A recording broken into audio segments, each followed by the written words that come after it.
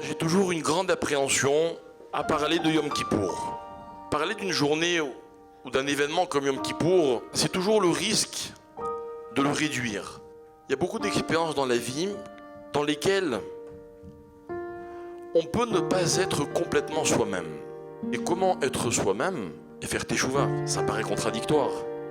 Yom Kippour, c'est que c'est un jour dans lequel il y a une obligation qui est incontournable, c'est qu'on ne va être jugé favorablement que si on est soi-même.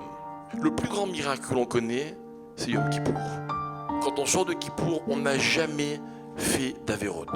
Il n'existe pas dans la nature d'objets qu'on a cassés et qui redeviennent comme avant qu'ils aient été cassés.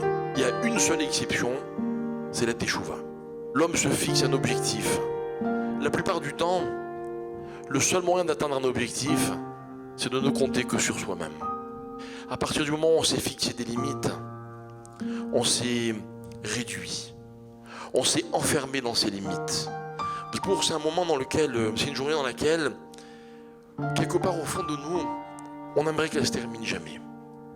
On est dans une dimension dans laquelle les choses ne se calculent pas de la même manière que le reste de l'année. Que le jour de Kippour, je suis en droit de demander à Hachem de faire ce qui est au-delà des limites que je pense être celles dans lesquelles le monde est enfermé. Mais quand on va vers Hachem, notre démarche est de lui montrer exactement ce que l'on est.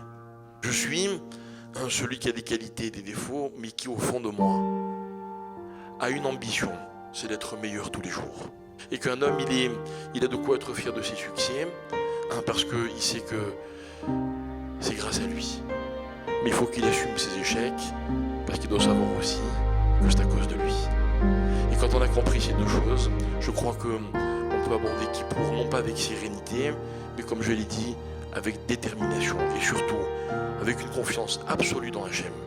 Que son seul souhait Hachem, ce n'est pas de punir qui que ce soit, mais c'est que tout celui qui a fait une faute, il fasse une vraie teshuva.